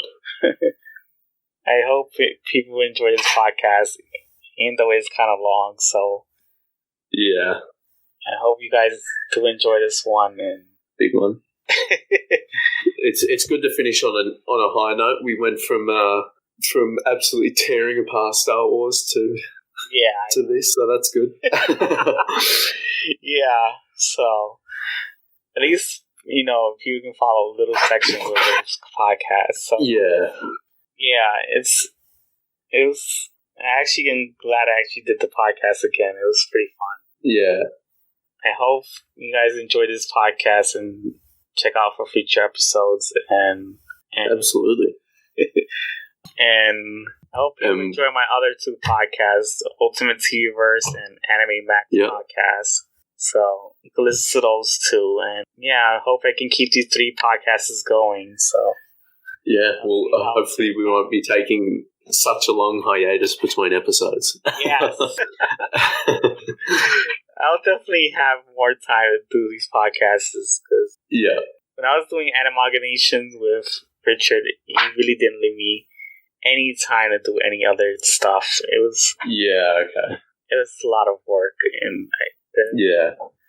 that's the reason why me and Jennifer left, because it was just too much work and it was getting overloaded.